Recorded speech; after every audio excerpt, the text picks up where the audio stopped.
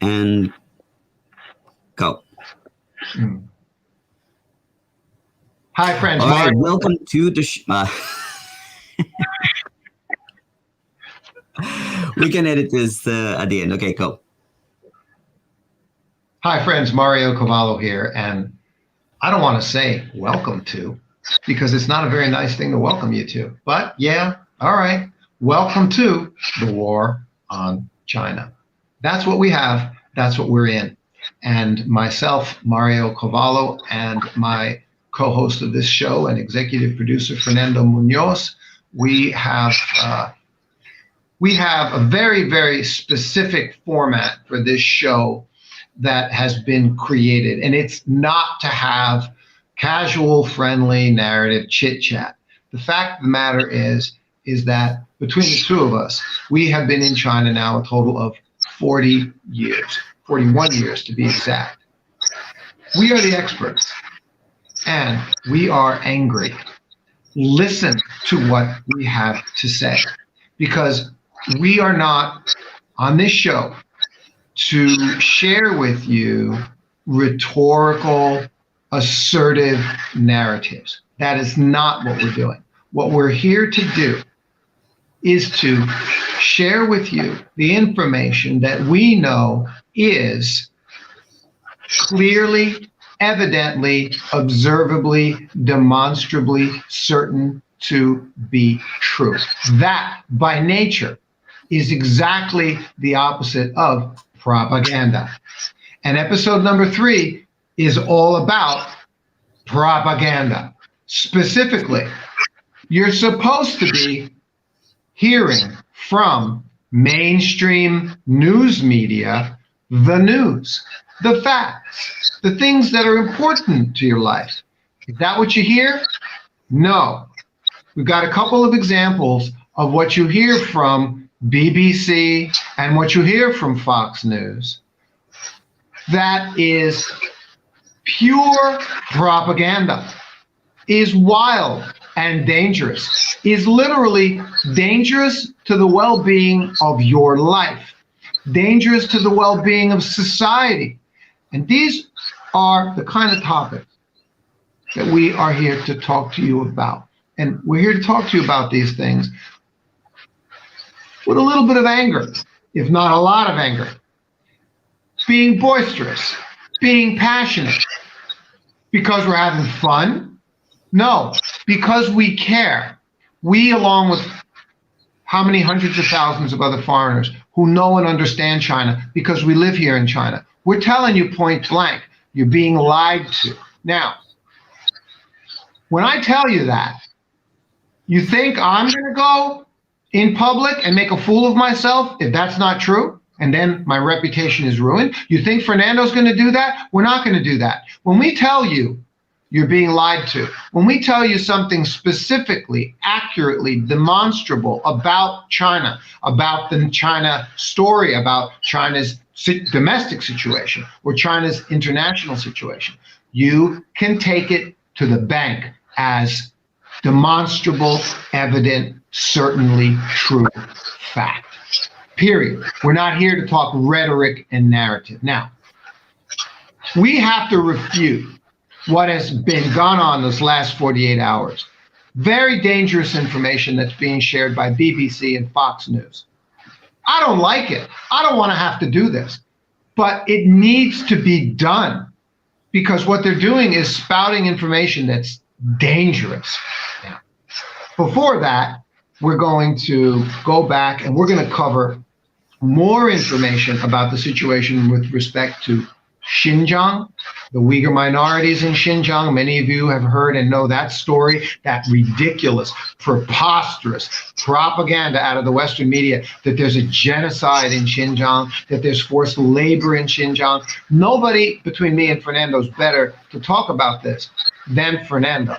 Because while I've made a video about Xinjiang for CGTN last year, Fernando's made several, we know what we're talking about. But the most important point, now I want to take it back to Fernando, is because he was just there. And amongst the characteristics of the fact that he was there is the fact that if you want to go to Xinjiang, you can go. You're free to go. Other people have been there too. Fernando was there, and he has a lot to say about it. He was there on the ground recently. This is the real demonstrable reality. So there's my intro for the day, for this episode number 3. It's great to have all of you with us. Pay attention. And right now, to you, Fernando, about the situation of what's happening in Xinjiang and your personal experience while you were there. Go, my friend. Thank you, Mario. And yes, we need to definitely talk about what the BBC said about, the people that are making videos in China about Xinjiang. So today we're going to talk about what I saw. But first, I need to say 2 things. Number 1, my trip to Xinjiang was not coordinated with any entity at all. It was coordinated between me, my wife, and Noel Lee, who came with me to take photos. We were 3 people. We bought tickets, we booked hotels, and that we took some COVID tests, and that was about it. The second thing that I need to say is that there was no money paid for this trip by anyone. This was financed by ourselves. We paid for it by ourselves. Why is that important? Why are these 2 things very important? This shows you that this trip, and what I want to show you right now, let me bring this in 1 second. What I'm going to show you right now is not staged. What you're seeing here is my footage. You asked me, what did I see, Mario? I saw peace. I saw harmony. I saw safety, and I saw security. That's what I saw. That's what you're seeing in this video. Look, when I talk about peace, harmony, safety, and security, I'm talking about a taxi driver that is telling me that he wishes he had learned Chinese Mandarin back in school, and how happy he is that his kids, his Uyghur kids, are actually learning Mandarin in school because it presents new opportunities for his kids. And he told us in a taxi ride that he wishes his Mandarin were better because it will be better for him as he will give rides to more tourists. I saw kids, as you can see here in this video, playing around, having fun, being kids on a weekend, going to a park. There's a Uyghur kid in that particular clip right there. I'm going to turn around and you're going to see it. It's a Uyghur kid taking a picture, taking a photo on a horse. This is not for tourists. This is also for local people. This is what they do in their free time. These are the 12 million Uyghur that are not prosecuted and that are not in prison. You also saw here a lot of old people. What are they doing here right outside the mosque? They're waiting for prayer time so they can go and pray inside the mosque that's on the right. That's what you're seeing right here. That's what I can show you. I saw peace, I saw harmony, I saw safety, and I saw security. Now, let me tell you also what I did not see. I did not see people being prosecuted. I did not see Muslim people being persecuted. I did not see Uyghur people being persecuted. I saw thousands, hundreds of thousands of people, millions probably, in different cities in Xinjiang, enjoying their lives, going about their lives without any issue. I saw people not being denied travel. Everybody's free to travel as long as they are legally doing so. I was on a train, I was on a subway, I was on buses, I was on planes. Everybody's free to travel over there. And one more thing that I did not see cultural genocide. Now, on the topic of cultural genocide, we have to remember something. These things that you're seeing here are not staged. I did not tell anybody that I was going. So these things that you're seeing here is normal life in Xinjiang. I saw harmony, I saw peace, I saw safety and security. Now, this is going to lead me on to topic number 2, which is the BBC claims of misinformation. Now, tell me, how is this clip that I'm showing you right here? How is this that you're looking at right here misinformation? Did BBC show any of this? People enjoying themselves, children being safe, people going about their lives? How is that disinformation? And here's the thing.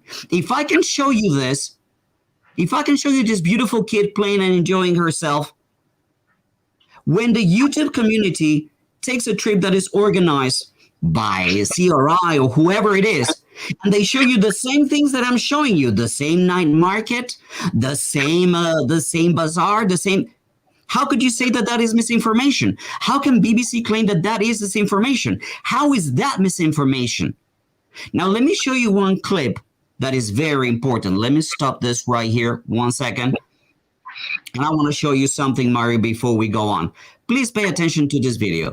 Could you explain what you witnessed and what you were accused of, why you were arrested? I was arrested because of I had the mother language kindergarten in Kashgar first, and then our capital city Urumqi.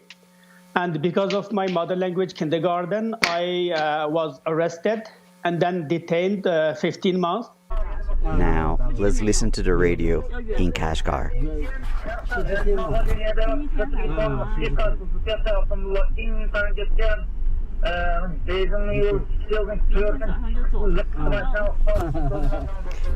And that is 87.8 FM, Kashgar.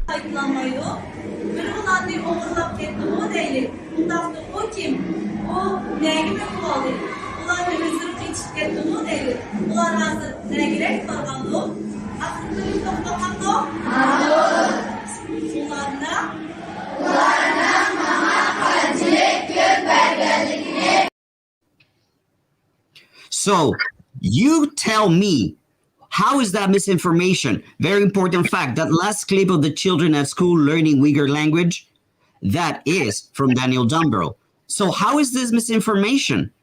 This is debunking lies. That man that you saw right there saying that he went to prison because he had a Uyghur kindergarten. When you see people learning Uyghur language at school and you see people listening to Uyghur in the radio. So if the DJs are not in prison, why did he end up in prison? Why? Perhaps there was something else and he's not telling us the truth. So if he's lying about the reason why he is in prison, could he be lying about anything else? I'll tell you what this information is. You want to know what this information is? This information is when the BBC goes to a vocational training center and they see what the YouTubers can see as well, but they report that it could be, it might be, it potentially is. It is allegedly nefarious. You know what misinformation is? When Bloomberg goes and sees nothing and says that the solar panel industry can be concluded that it is tainted and the buyers need to make a decision whether to protect the energy, protect the earth, or buy tainted solar panels from Xinjiang. That's misinformation. When CNN hides the renewal date on Thurston's passport, as you can see right here. Let me show you. It's not showing up on the screen. There it is. Yes, it's there. Here. This is the renewal date of Thurston's passport. She was supposed to be in house arrest at that time, but this is what CNN presented, a blurred date of her passport. That's misinformation. What is misinformation? Misinformation is when you go and take a picture of a police officer and he tells you, hey, don't take a picture of me. And then you use that to make China look bad, to make China like it's an authoritative regime. If the police officer tells you don't take a picture of me, then don't take a picture of you. This is misinformation. When you get in a ditch to take a picture of the Wuhan lab and in front of it is a police officer and you make it look nefarious, that is misinformation. What we are doing, the product that we're showing you, the stuff that we're showing is not misinformation, it's debunking your lies. And I'm done with this topic, Myra, you tell me. Well, everything you're saying, you're hitting the nail on the head on several key points here. And, you know, it leads to the, I love taking the time to be a coach and train and teach people the magic of deceitful, manipulative language, the way they persuade you, the way they brainwash you, the way that they lie to you. And this is exactly what they've done. You go back to that original clip that you played of the guy saying that he was arrested for running a Uyghur language kindergarten. No, he was arrested as he was running a Uyghur language kindergarten, but that isn't the reason he was arrested, okay? And because how do we know that he wasn't arrested for running a Uyghur language kindergarten?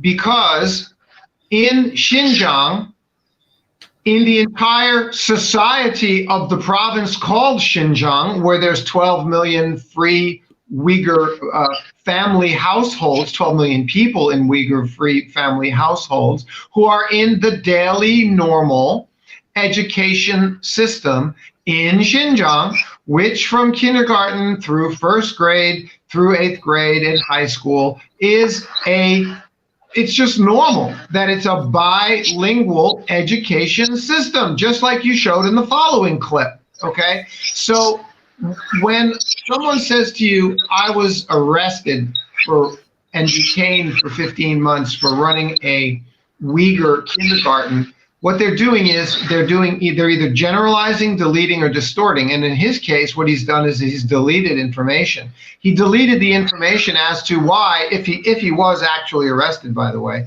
he deleted the actual reason why he was arrested. Why specifically? What was the charge for which you were arrested? You were not arrested for teaching Uyghur children Uyghur language, which is something that's done all over Xinjiang by government mandate in the public education system. You were arrested for a different reason. You started the business without a license, you broke the law in some other way, and you deleted that part. You left that part out. And that's what people do. They generalize, or they delete, or they distort to fool you and to kid you. Now, as long as it's okay with you, moving on to the BBC thing, Fernando, yes? Sure. I mean, this has been debunked, and we hope to hear from the BBC and see what they have to say about this. But yes, let's move on to Fox News. You hope to hear from the listen, okay, we were having this conversation yesterday about the media. Okay, the mainstream media is the media. And if they decide to target you and do a hit piece on you specifically, such as the people in the piece that they did the other day, a couple of days ago, okay, in my view, that's an opportunity, okay? Because if what they said about you is not true, well, okay, but they've just given you massive exposure all over the world. You now have millions of people who know your name and know who you are. That's a massive public relations opportunity, especially if what you have to say is that what they said about you isn't true. Your opportunity is to be professional, be clear, communicate back, communicate to the public, communicate back to BBC to say, hey, you guys featured me in a hit piece article. You said something about me that's not true, and here's what it is. Now, as soon as I read the article, because again, I'm in the media, I have a media communications company, I do media PR training all the time. Right away, I read a script and I see right away where the false information lies, how they form their story, and the story is then built on this false information. And that's exactly what they did in the case of this BBC story. It was the foreigners cooperating with China for disinformation. Fernando, I don't know if do we have a picture of the headline? If not, okay, everybody knows which article we're talking about. Okay, the article from yesterday with the BBC, and what they said was blah, blah, blah, blah, blah, blah, foreigners who are vloggers. And this is it right here. This is where they built the entire article on the following theme. Foreigners who live in China are spreading Communist Party disinformation. There's your loaded statement right there. There's the lie right there. It's like the third sentence of the article, and the entire article is built on that lie. Okay, Fernando, you're a guy who lives in China for 20 years. You're a YouTube vlogger. I'm a guy who lives in China for 20 years. I'm not really a YouTube vlogger. My YouTube channel is smaller. It's not my priority. I'm a senior fellow with the Center for China Globalization think tank, and I'm a media commentator working directly with all of China's national media. So I'm not a vlogger. That's not my title. But here I am on a YouTube. We have a YouTube show, and part of what I do is a YouTube show. That's true. But am I spreading Communist Party disinformation? First of all, is it Communist Party disinformation? Second of all, is it even disinformation in the first place? So they've loaded the state with falsity, okay? Whether or not I'm affiliated or you're affiliated or the guys in the article mentioned they're affiliated with the Communist Party is irrelevant. They've automatically put it in there that we are. Well, we're not, because you can't possibly be affiliated with the Communist Party unless you're a Communist Party member, and you can't possibly be a Communist Party member if you're not a Communist Party member. I mean, you either are or you aren't. That's like saying you're a Republican if you're not, or you're a Democrat if you're not, okay? So nobody is spreading Communist Party disinformation. This is a fake statement. That's point number one. It doesn't have any association with the Communist Party.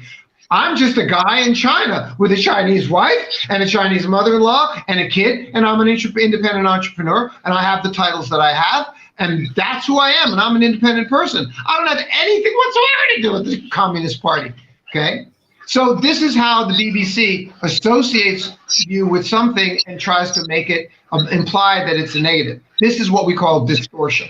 They're distorting, and it's a big distortion. And the second part of the distortion is to say, well, what is it that those bloggers were doing? Spreading Communist Party disinformation. So disinformation. Well, are they spreading disinformation? No, that's not what they're doing at all.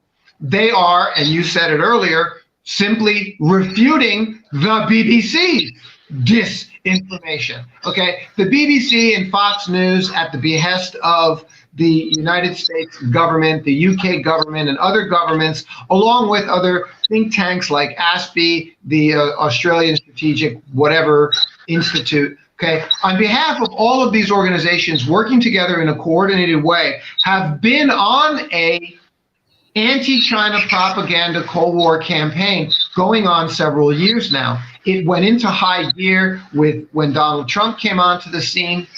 It was happening before that.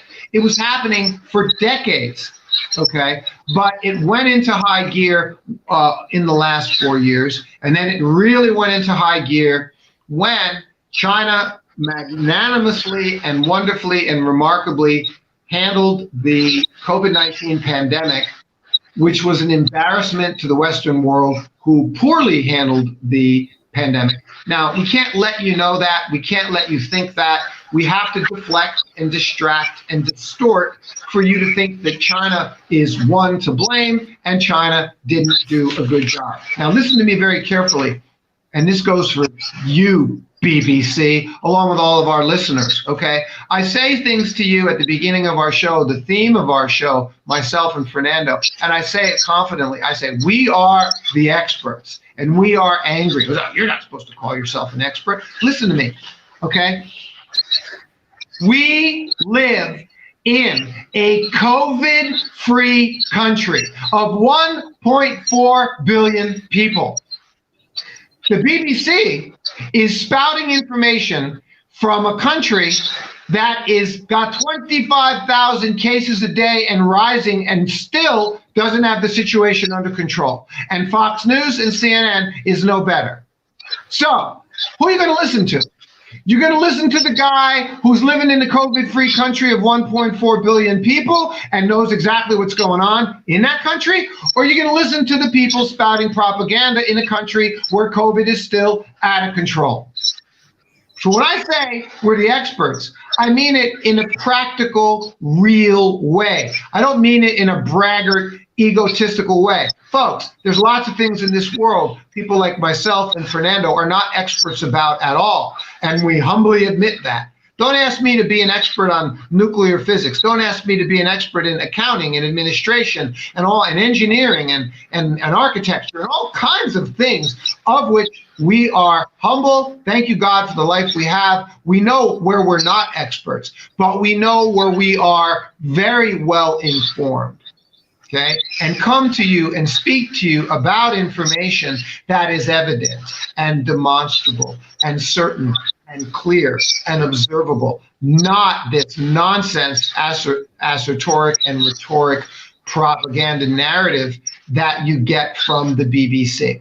the vloggers, I won't 100% defend the vloggers. You can't do that, because in order to do that, you'd have to go and watch every single minute of their videos, and they have hundreds of videos. You need to make sure that every single thing that they said was exactly accurate before you were to say that, maybe they made some mistakes in some of the things that they said. I don't know, right? So I'm not going to 100% vouch for every single word that other people say who are vloggers on YouTube, but what we are going to do is vouch. We can't do that. No, they're just regular people like myself and Fernando. We're independent people with lives in China. And when you see mainstream media telling a lie about the country that you live in, that you feel good about living in, you naturally want to defend and explain the truth and clarify, say, this isn't right, this isn't true. That's our motivation, not the second thing that they assert in the article, that you do it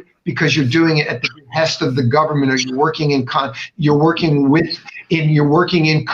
with the government or the media. Nonsense. Once again, I wrote a wonderful piece as a script about the truth on Xinjiang, and because I wrote that and I researched that, and it was me independently. And if it is so the case that CGTN, as national media of China, says we really like what he wrote and we know it's accurate and true and we want to publish it, good for me, and I'm happy to cooperate with CGTN for publishing it. But the root of it was the fact that I researched it and I wrote it and I scripted it based on what I know is apodictic, not assertoric narrative, but what is demonstrably known and evident to be true. So if that's my example as cooperation with CGTN, terrific. And whether or not they might have even paid me or anybody else isn't anybody's business, to be frank with you. You see what I mean? None of this has to do with propaganda. Propaganda is the implication of manipulative, deceptive knowledge intended to deceive you. And the only ones doing that is the BBC. Fernando, back to you. There are three shots. There are three shots that anyone reporting on Xinjiang is always doing. You have the shaky shot where, we're being followed, we're being persecuted, and the camera or the phone is shaking because, look how dangerous the situation is. That's shot number one. Shot number three. Shot number two. The police. You walk up to a police, you brag your camera, put it in front of you, say, hey, you can take a picture of me. That's picture number two. Picture number two of a police officer telling you, don't take a picture of me. Now, this is a policing state. Picture number three, take number three that they need to have, the stalker. The stalker. They have the largest telephoto lens that they can have, and they take a picture of a guy. A random guy. This guy has been following us. Now, with the fact and the knowledge that media lies all the time, how do we know that it's not the other way around? How do we know that it's not the BBC stalking some guy, taking pictures of him throughout the day in different places as he just goes through his day? And they just show you that picture. Oh, this is the guy that was stalking us. Wasn't perhaps the media stalking that guy? And you use that picture the same way that you use the picture of the Wuhan lab down in the ditch, or the police officer telling you not to take a picture of the shaky footage in front of a solar panel factory? I mean, that's disinformation. That's manipulation of information. And you all swallow it. But let's move on to Fox News. Let's move on to Fox News. And Fernando, I apologize for interrupting you a bit earlier. I wanted to jump in and say this exact point. In any country in the world, I want you and me and a couple of other guys, we'd be a nice little team, and we show up at the gate of any corporation in the United States or Germany or any university and or any hospital. Let's go to the Mayo Clinic and let's show up there and walk in the front door with our cameras blazing and just start shooting. And what will happen?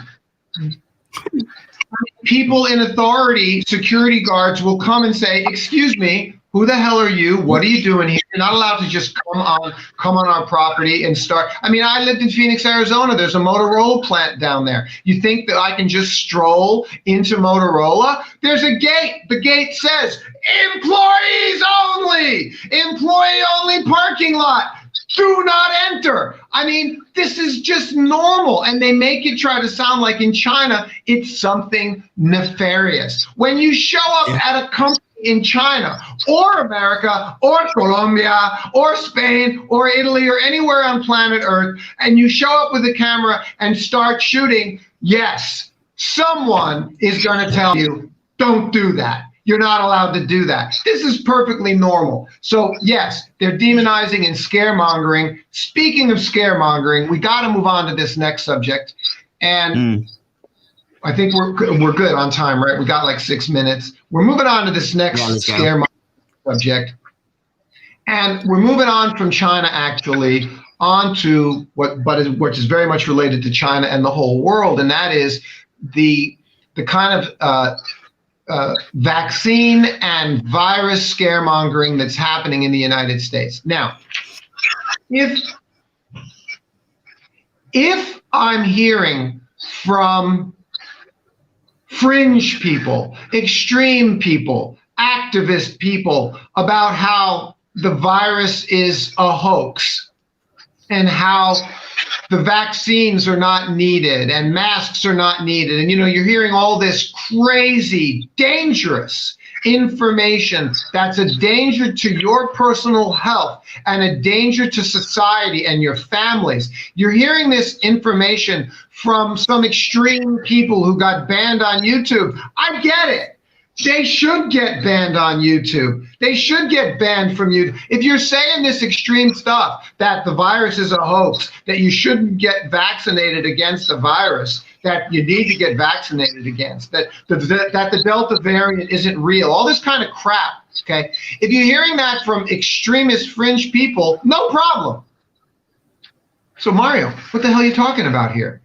Because that's not who you're hearing it from. You're hearing it from Fox News. You're hearing it from Tucker Carlson. And this guy he had on his show yesterday, Brett Weinstein, okay? And Tucker is interviewing and encouraging and promoting this guy. They are endangering your life. Do you understand me? Now listen to me very carefully, okay? A virus is a virus. I'm going to talk common sense here. Okay, this was the original basis of my article that I did when I compared the virus pandemic, the coronavirus pandemic, to what happened in the United States with H1N1 10 years ago. That was the original article that I wrote. As you know, Fernando is now 2 million views and wonderful. It's very famous now and it's on LinkedIn. Go read it if you haven't yet.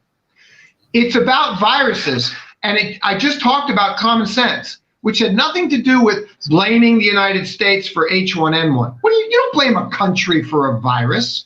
So why are you blaming China for a virus? You weren't blaming America for H1N1. Well, let's talk about H1N1, okay? People die every year from flu-type viruses, flu viruses and coronaviruses. Every year people die from them. On average, in the United States only, about 20 to 80,000 per year die every season, depending on how bad it is. Oh, we're on the news today, and this year's flu virus is particularly bad. 60, 70,000 people have died, whereas in 2013, only 24,000 died. So it's a particularly nasty flu bug. Be careful, everybody. Dude, that's normal. That's good. That's perfectly understandable. That's very clear. This year's virus sets, because viruses mutate, are particularly bad, and more people this year have died of the flu virus or a coronavirus in this flu season this year. Great. Up to that point, we're really, really good. So now we go back to 2009 and H1N1, oops, that was known right away to be a particularly nasty virus, a previously unknown, unrecognized virus that was discovered. First couple of cases in California, simultaneously with a couple of cases in Mexico at the same time, and the CDC took 6 months before they finally declared an emergency due to H1N1. And in the United States alone, the estimates of this is off the CDC's page, cdc.gov, was 200 to 500,000 deaths from H1N1 alone. Now, that's a lot more than just the flu virus. And that virus went on and spread all over the world, infected 1 billion people, because which country didn't keep it under control and didn't declare an emergency for 6 months? The United States of America. Who did anybody lambaste and criticize and blame the United States for H1N1? No, there wasn't a peep. Now, you compare H1N1 to COVID, to coronavirus. It's even much worse than H1N1. In the United States alone, you've already had over 500,000, I think up to 600,000 deaths.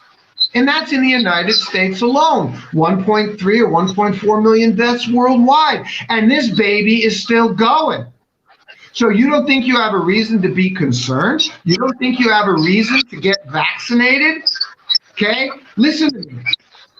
For the last 35, 40, 50 years, I never got a flu shot every single year, ladies and gentlemen. I'm telling you this. I never got a flu shot. That's it.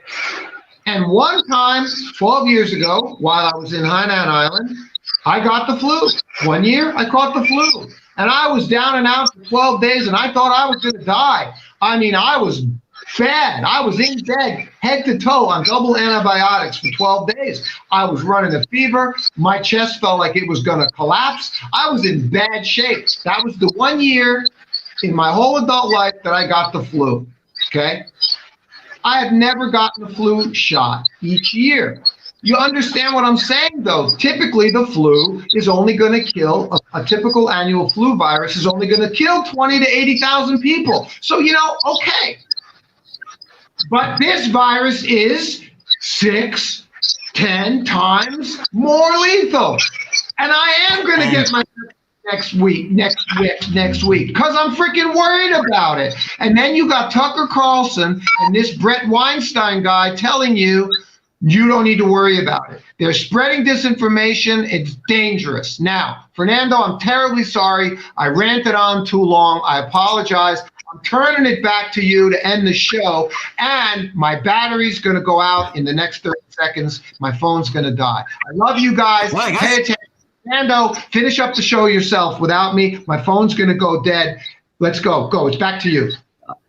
All right, good. Guys, on the next show, we're going to be talking about, the U.S. abrupt departure from Afghanistan. We're going to go deep into that and the consequences and the things that are taking place with the Taliban, Beijing, and Pakistan, and all the people that are around the area involved with the situation. We're also going to talk about Meng Wanzhou case and why the judge won't allow new evidence. And we're also going to be talking a little bit more about this BBC reporter that left to Taiwan. That's all the time we have for today, guys. Thank you very much. Remember to always like, comment, share, and if you want to support the work that we do, make sure to hit the link in the description down below to support either my channel or Mario's channel. Until we see you again, this has been The War on China. Bye.